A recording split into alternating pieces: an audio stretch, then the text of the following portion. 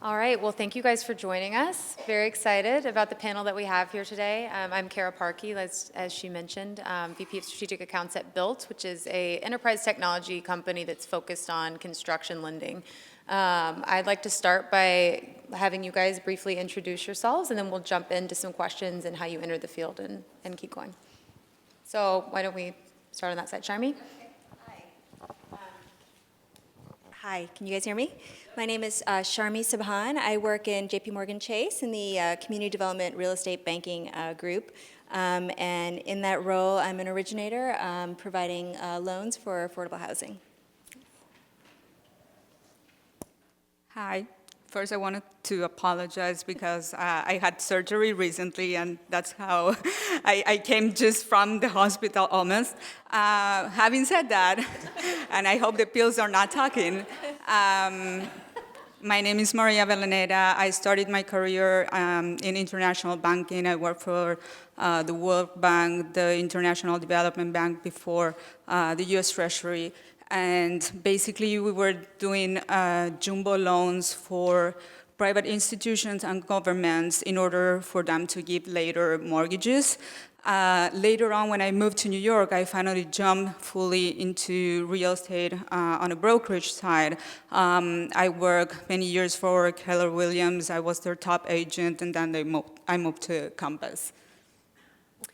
Hi, I'm Jennifer McLean. I'm the Chief Financial Officer for Kushner Companies. Kushner is a privately held real estate company located in New York.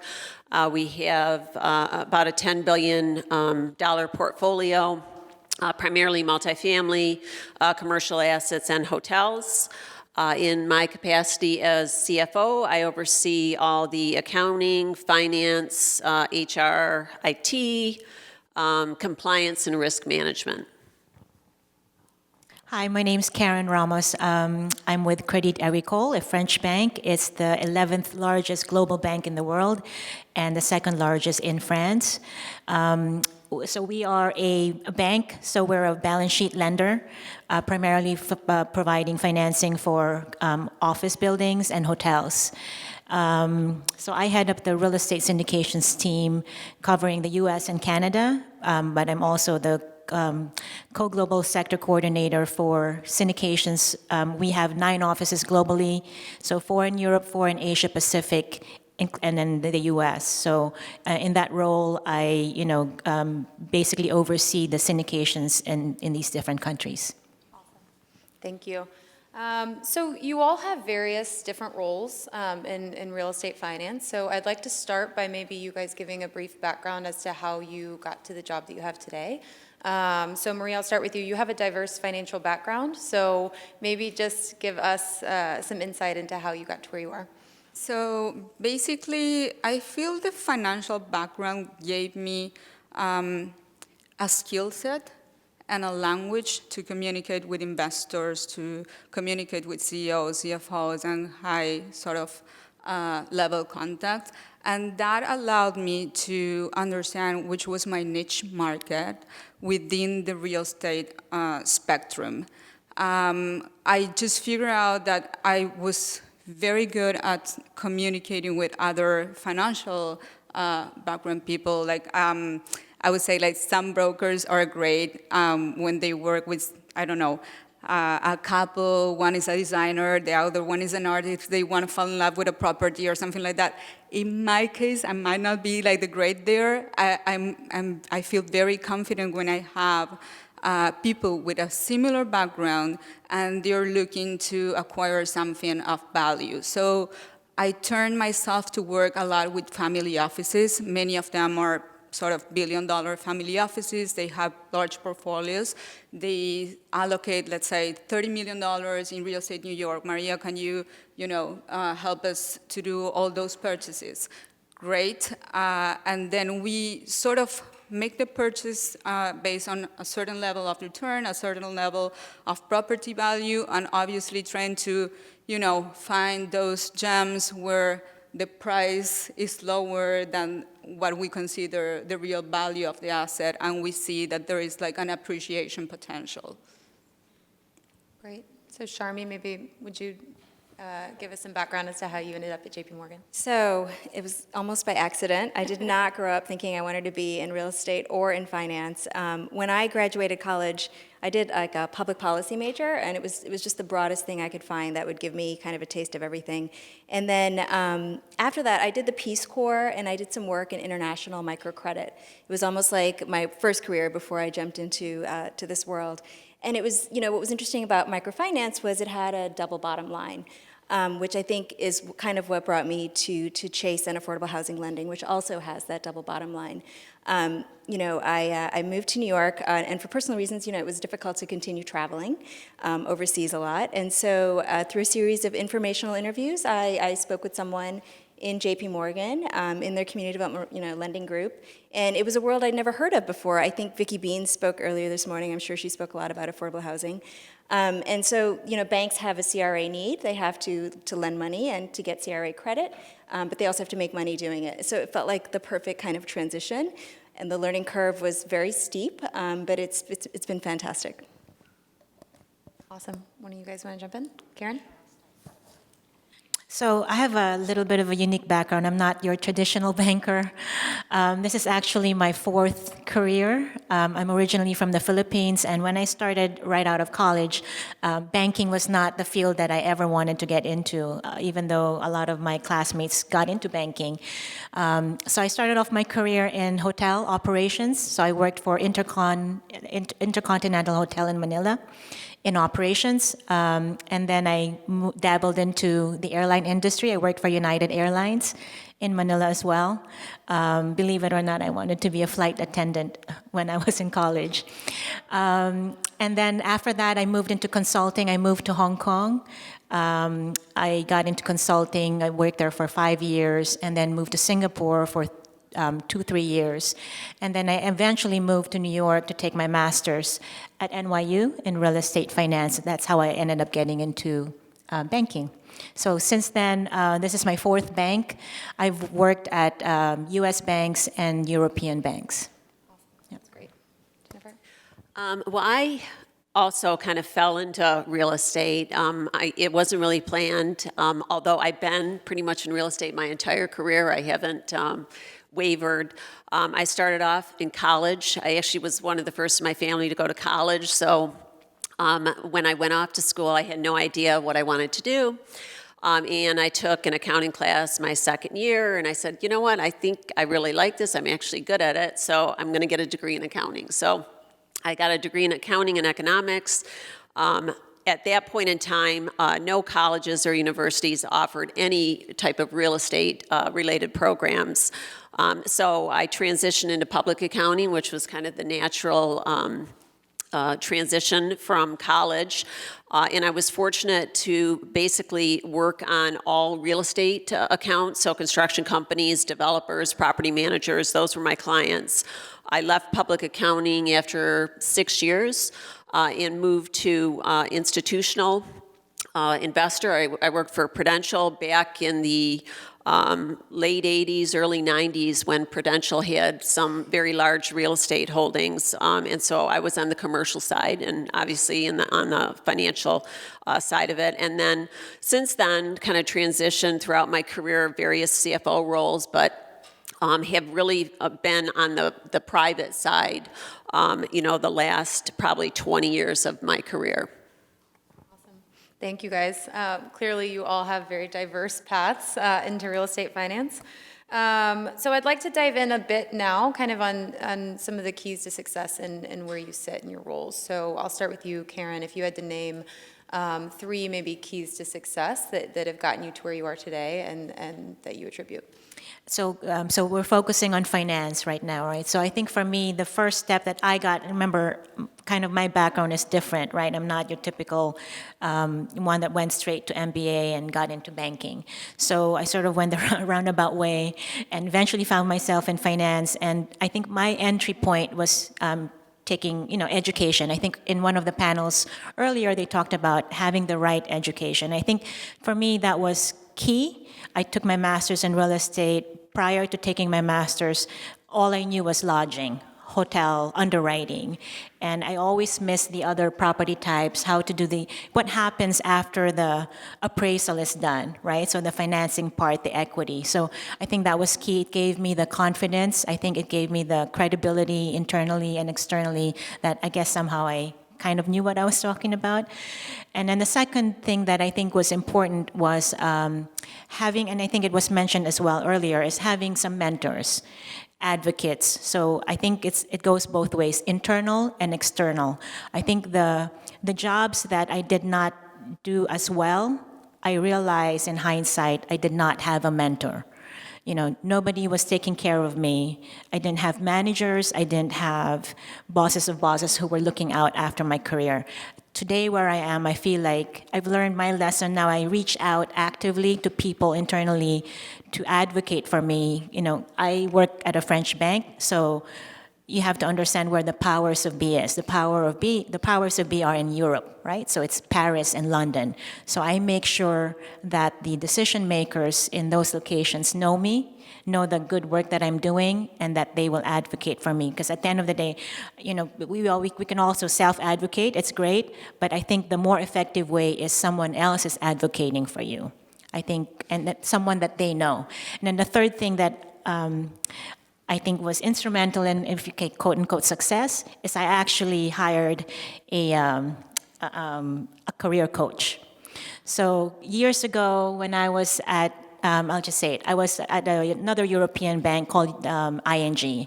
So I was there for about 8 years. I think on my 4th year, 5th year, some of my peers, so going back to some of kind of the issues that we go through, were women, right? So I got engaged and I got married. I had kids when I was at ING. So I think halfway through my career there, in my 8-year career, I was sort of stuck, right? I was in a point in my life where I didn't really have the energy to do anything else other than take care of my kids, right? Or having babies. And I had a new boss, and I wasn't getting promoted. So I kind of had to dig deep inside me as to why I wasn't getting promoted. What did I need to do to kind of get out of that hole? You know, how were others perceiving me? I kind of did a lot of training, and so I did hire a career coach. It was not cheap, but I felt it was an investment in myself. Kind of did a lot of soul searching, you know, it wasn't just a one-off consulting. It was actually going through a series of, I think 4 to 6 months of session with her, really kind of fine-tuning my, you know, kind of what was unique in me, you know, how could I, you know, not just going to my boss and say, oh, you know, I want a promotion. It's actually working on myself. And once I felt I was ready, we came up with a strategy in terms of how I could present it to my boss in terms of, you know, these are the things that I'm working on. You know, what do I need to do in order to get promoted? So I think at the end, he promoted me to director, and then I quit because I went to another bank. It was but I felt good because I kind of proved him wrong and I proved myself right. So That's great. Thank you for sharing. So Jennifer, similar question. You know, maybe just touch on some skills or, you know, critical characteristics that have helped you in your career. Yeah, I think probably first and foremost, I've been very focused. I've always known what I wanted, and so I had a goal in sight and my eye on the prize, and I set a path to kind of continue towards success. I never asked the question, you know, why me? It would always be, why not me? And so I think, you know, it's important to have really focused on what you want. You know, there's going to be bumps in the road along the way, and you're going to have to make modifications to your plans. But as long as you stay, you know, focused on what you want, I think that's one of the keys to success. One of the other things, I think, you know, in speaking in a financial career, obviously, you know, the technical skills have to be there. You know, I was good at math, I was good at accounting, but I think now that in order to get to a different level, the soft skills play equally, if not more important than the technical skills. And so, starting off in my career, you know, being a woman, you couldn't show a lot of emotion. I mean, you had to be pretty direct and to the point, et cetera. But I think, now I like to think that I've transitioned to have a higher level of emotional intelligence, which I think is very key to some of these strategic roles, and just understanding people, understanding what makes them tick, how you can get more production out of individuals, what are their strengths, what are their weaknesses, et cetera. So I think, being in touch with your heart and your mind is important. And then lastly, I think, a lot of the panelists this morning focused really on asking for what you want. And I do think, that's very, very important. Really, no one is going to give you, a free ride. And I think, women and men differentiate a little bit here. Men have a tendency to go in, ask for the cars, ask for the golf memberships, et cetera. And women just continue to work harder and think that they're going to be recognized for their hard work. And I remember one of my first reviews after I left public accounting. I came home. I was rehearsed. I figured, hey, I'm here till 10, 11 o'clock at night. I'm getting my hours in. I'm getting all my stuff done. I'm excelling at my job, et cetera. So I came home. My husband was like, "How did your review go?"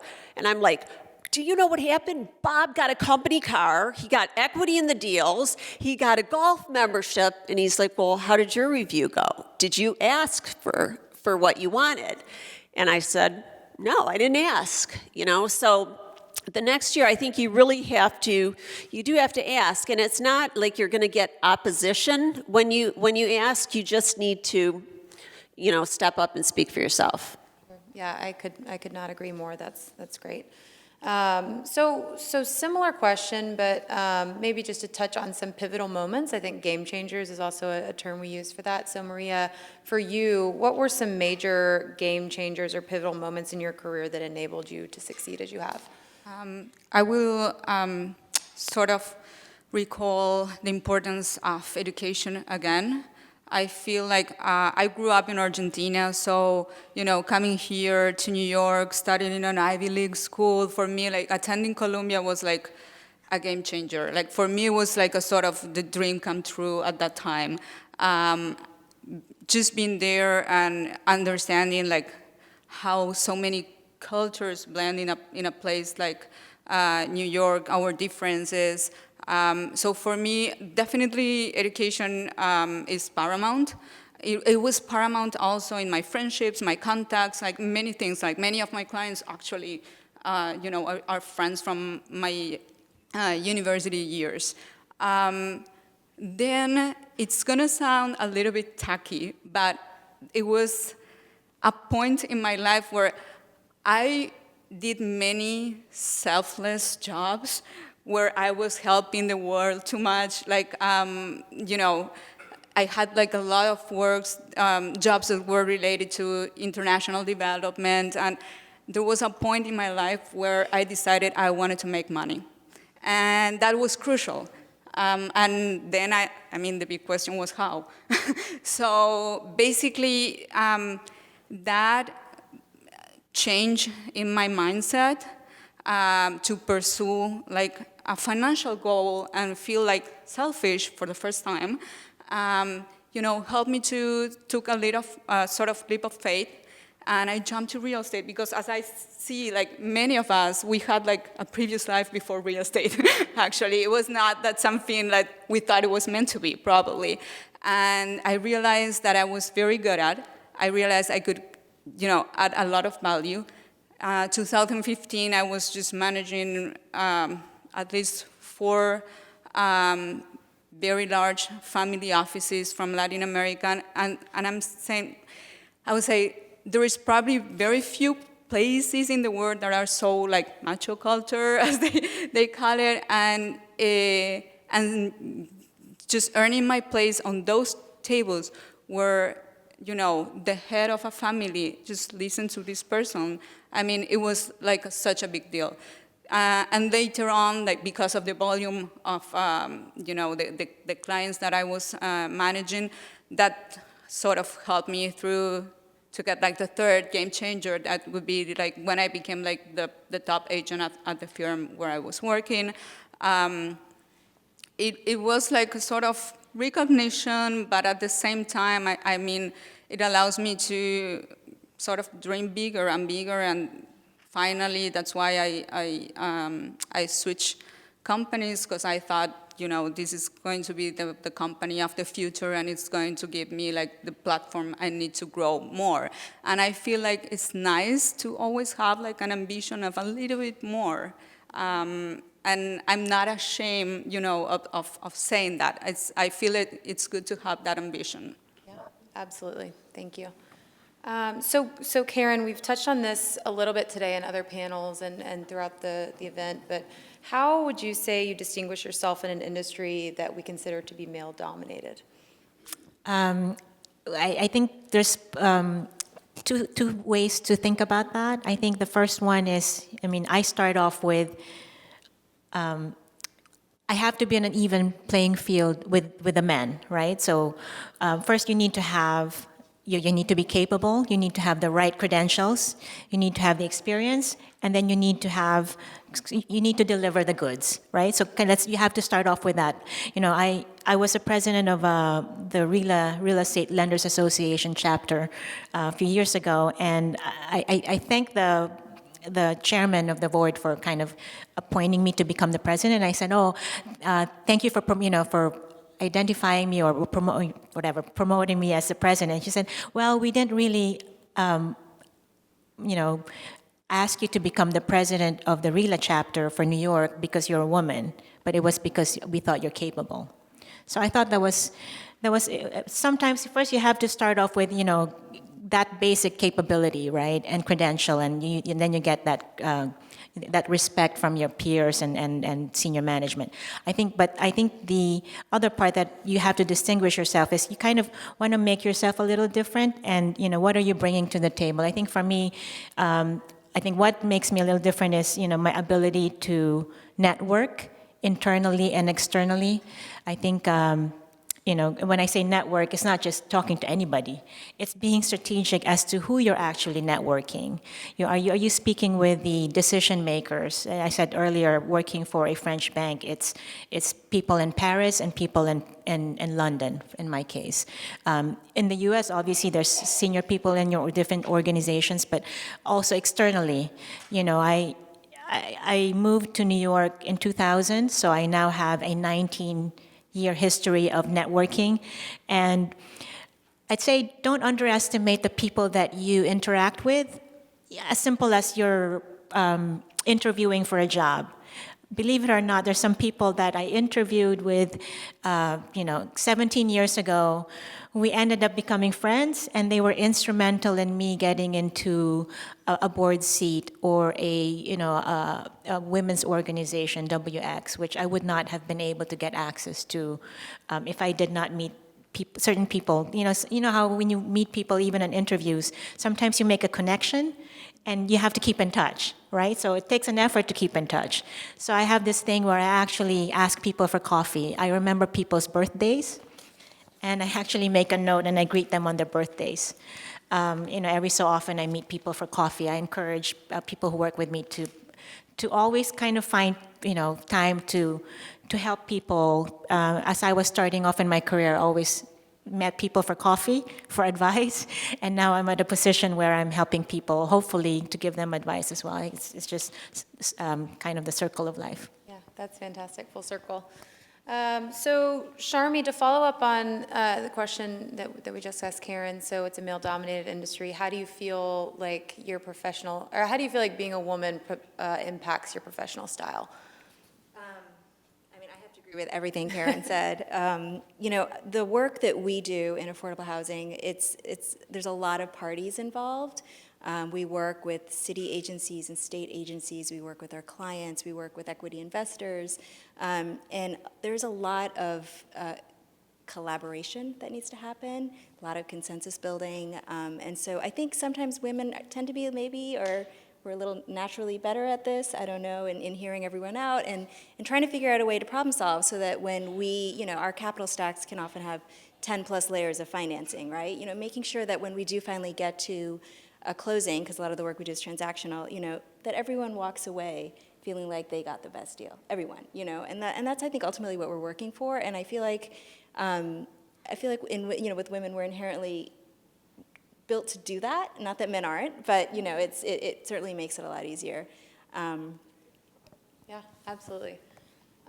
So I'm going to open this up to the group. Shami, I'll start with you again. I'll kick this over to you, but would love to hear anybody else's answers if you want to. But what do you think are the most significant barriers to women excelling in their careers in this industry, specifically maybe real estate and finance? You've touched on some of it, Jennifer, so I'd love to hear your thoughts. But Shami, I'll kick it over to you. I mean, I feel very fortunate in my industry that there are a lot of amazing women leaders, whether it's Vicky Bean as the deputy mayor, I think everyone heard from her this morning, whether it's Louise Carroll, who runs the city housing agency, or Ruth Ann Wisniewskis, who runs the state housing agency. Even at JP Morgan Chase, we have some amazing women leaders, including Judy Guarino here. But what I hear, right, when you talk to colleagues, whether they're newer or older, or just when you're just talking to other women in the industry, I feel like there's just a lot of themes that come up, I would say the three most common ones that I hear, and anyone here with children will know this, like affordable childcare is insanity. What we pay for childcare is a crime. I have 2 young boys. It's just insane. And that's a bigger public policy issue.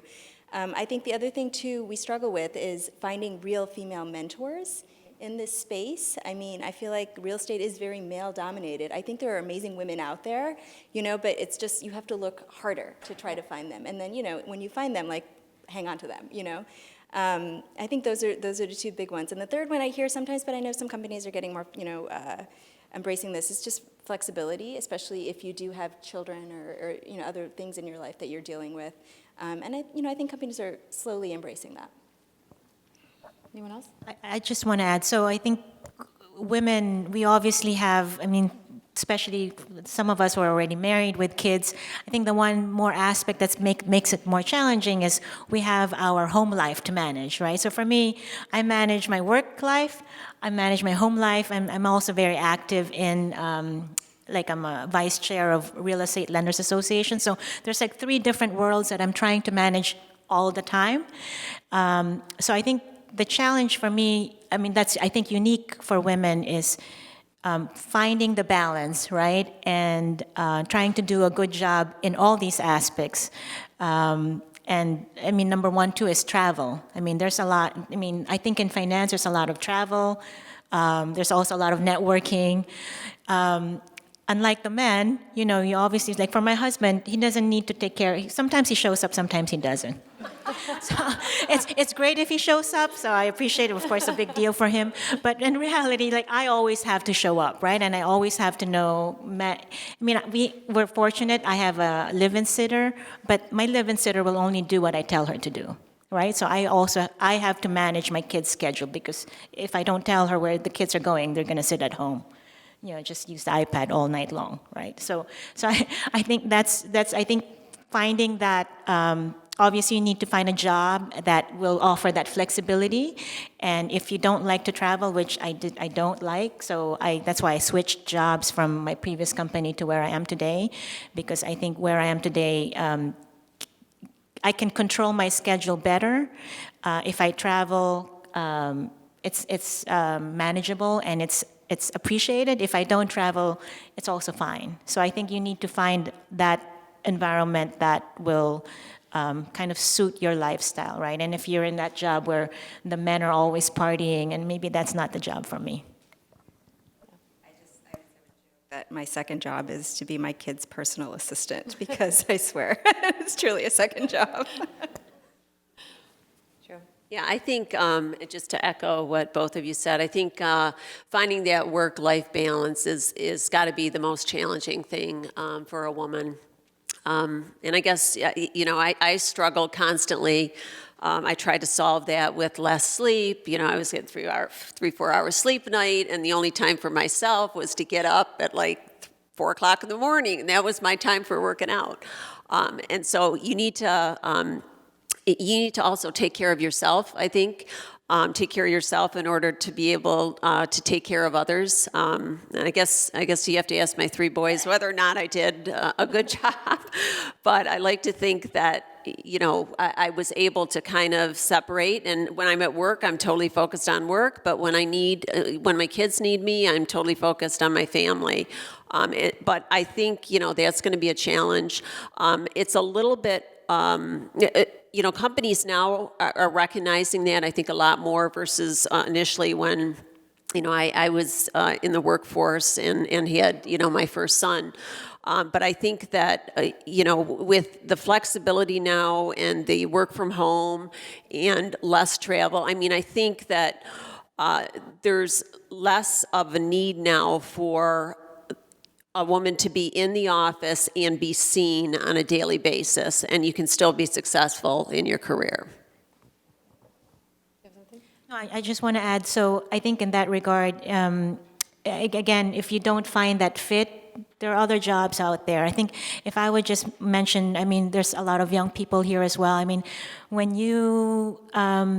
When I had my kids, the first instinct was to quit my job, right? And in fact, I told my sister, who's 5 years older than me, like I wanted to quit or I wanted to work part-time. And the one thing she told me was, whatever you do, do not work part-time.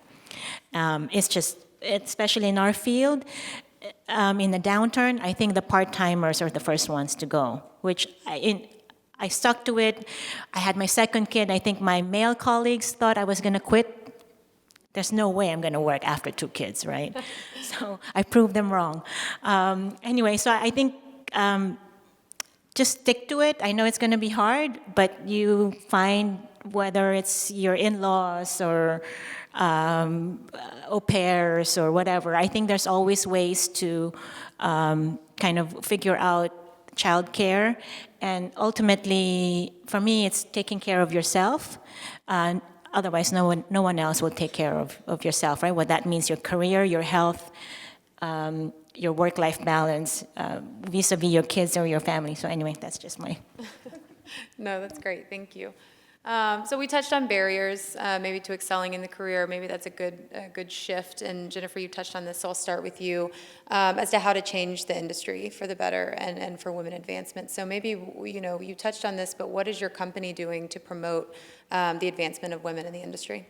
Yeah, I think, one of the things, just to follow up on what you said, Shami, in terms of mentorship, I think as women, as we reach a certain level in our career, we have a responsibility to be a mentor. And when I started off early in my career, I didn't have much in terms of mentorship. I was really the only woman in the room. Even when I was in public accounting, there was, one woman partner. And I think at that point in time, any of the few women that were in leadership roles were just treading water, trying to suck the last, breath of air, and weren't willing or able to throw a life preserve to, some of the other women who wanted to advance in their career.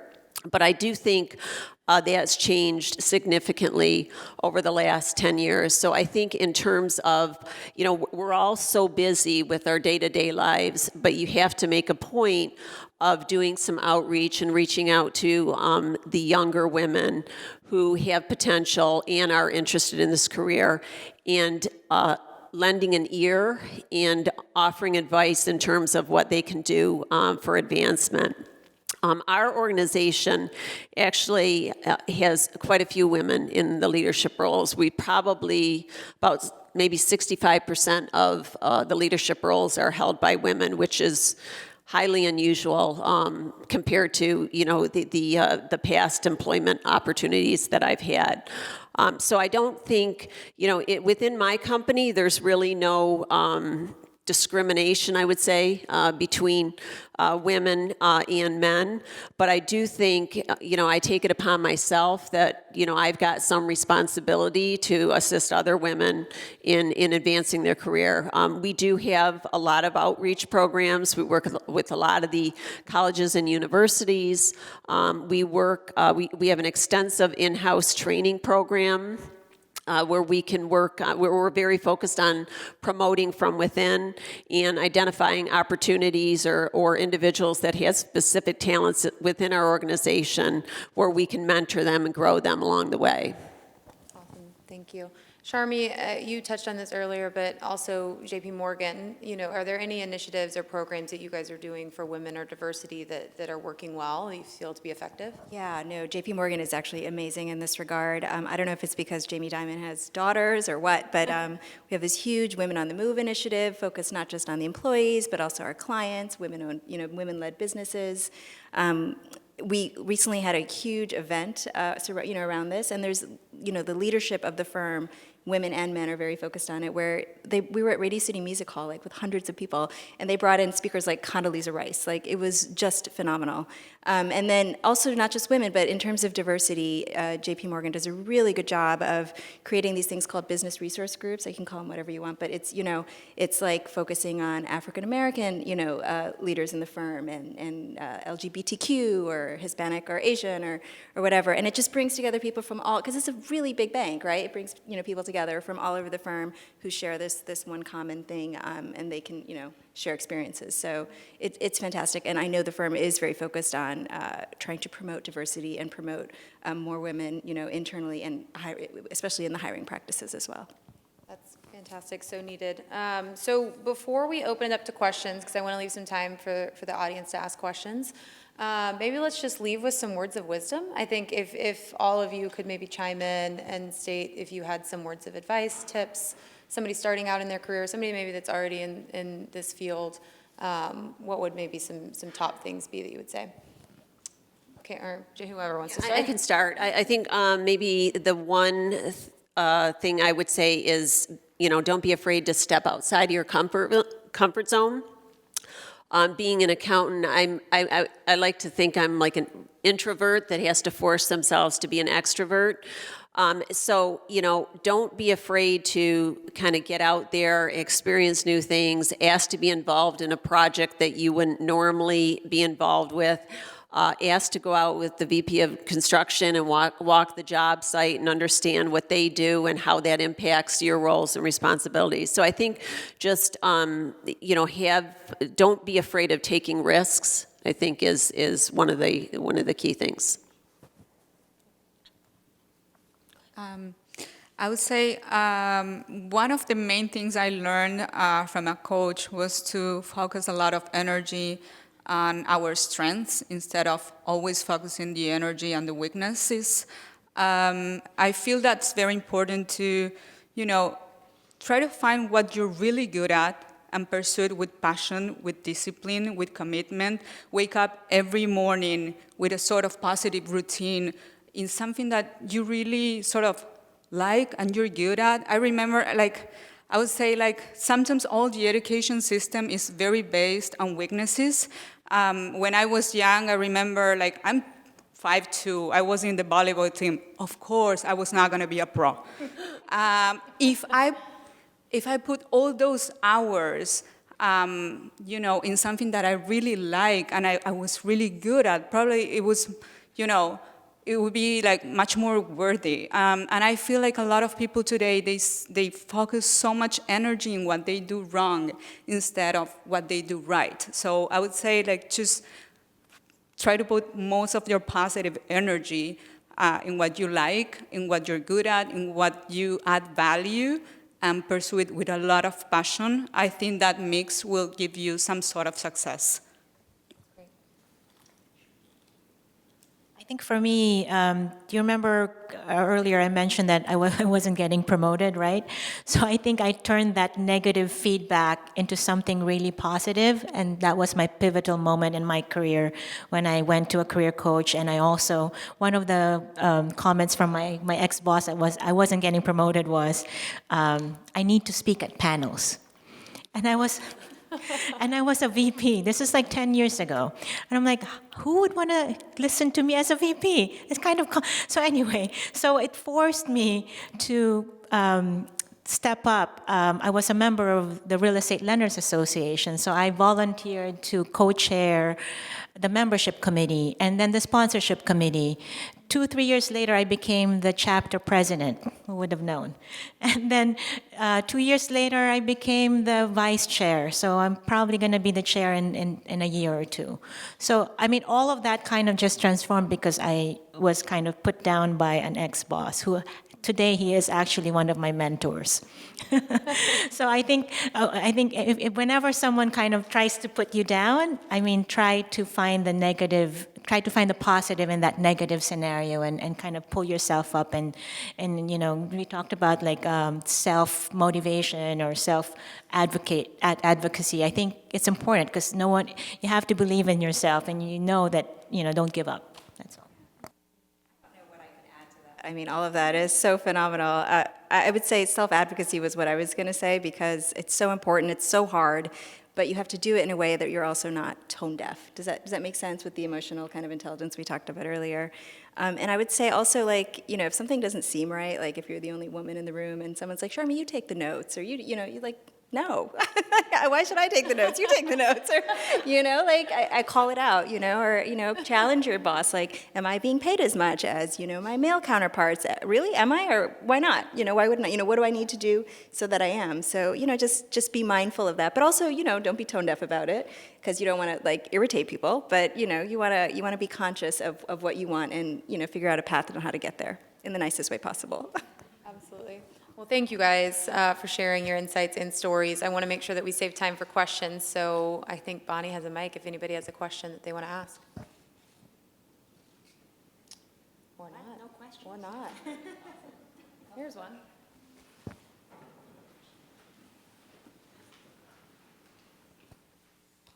Hello.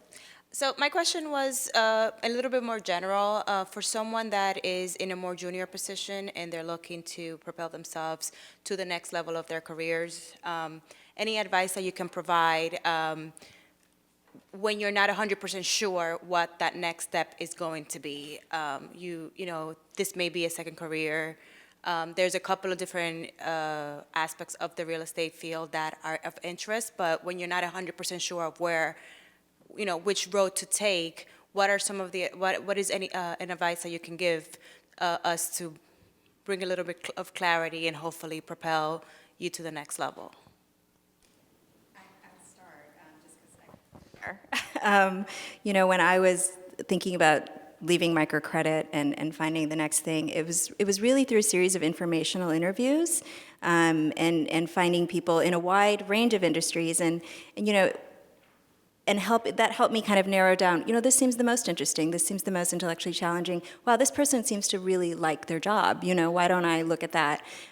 So I think the only advice I would give is, try to find people in the types of kind of buckets that you're looking at, talk to them, and ask them also very specifically, like, what is your day-to-day like, to see if that's something you really still want to pursue. But and as I think you heard everyone say here, like, I never say no if somebody wants to have coffee or meet for lunch. It's so important. I think a lot of women take that very seriously, and I'm sure you will find that no one would say no to you. Yeah, I would just echo that. Just reach out to people. So, like, I remember when I was a student at NYU, I would hear people, like, whether men or women, that I liked what they said, I'll ping them and I'll just say, do you want to meet up for coffee? So, and then you hear, and then as you talk to more people, I mean, obviously I can't decide what you want to do, but as you talk to different people, and you can figure that out by talking to people and getting exposure and their insight. I think that's how you can figure that out. Or hire a career coach. I'm a big proponent, I know. I just wanted to add that whatever you do, just make sure you're proactive doing that. A lot of people are like, well, I do not know what to do, and that's simply a way to just they don't go anywhere. My best advice is do something. Something is better than nothing always, so try to be proactive. Either it's reaching people, friends, people who you don't know at all. Like, you don't know where the opportunity is, so for example, show up. That's the other thing. It's like, I feel like a couple of days ago we were interviewing, and a lot of people do not show up. And I was like, how on earth? How you will miss the opportunity of someone discovering you? You never know where the door, the window, what is going to be open. So just make sure you are proactive and you take every single, opportunity that is there.